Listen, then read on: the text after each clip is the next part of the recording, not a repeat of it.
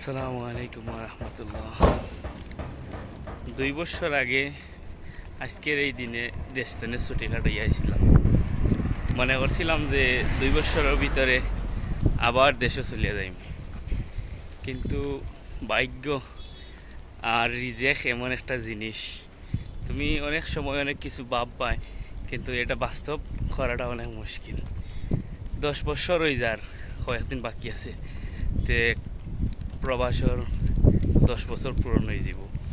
কিন্তু 10 বছরে থাকছি মাত্র 3 মাস দেশও।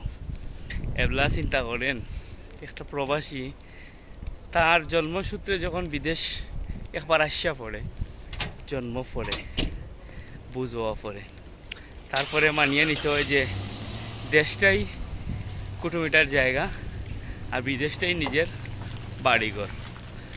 গেছে 2 বছর আগে আজকের এই দিনে দেশে আসছিলাম। যখন বিমানটা কাতারের আসার জন্য রওনা হয়েছিল, তখন একটা জ্বর আসছিল, প্রচুর জ্বর। তখন বোঝা গেছে যে ঠিকমতো কাতার পৌঁছিতাম ফার্মু কি ফারতাম নাই, তা নিয়ে একটা ঝুঁকিপূর্ণ মাঝলাম, কারণ প্রচুর একটা জ্বর আসছে। আর একটা বিমান তো শূন্যের উপরে চলিয়ে আসে, এটা তো যখন আসমানও একটা জ্বর বৃষ্টি আসে তখন কি পরিমাণ বিপদ হয়, কি পরিমাণ ঝুঁকি নিয়ে প্রবাসী সকল এক দেশ থেকে আরেক দেশে যায়। এটা যারা একবার এক দেশ থেকে অন্য দেশে যাওয়া আশা করছেন তারা ভালো দিকে হইতে পারবো। এই জ্বরটা হয়তো ভাবছিলাম যে আর কাতার পৌঁছিতাম না, এর ভিতরেও কিন্তু কিছু একটা হয়ে যাব, কিন্তু আল্লাহর রহমতে কাতার বিমান ল্যান্ড করলো, কাতার পৌঁছিলাম।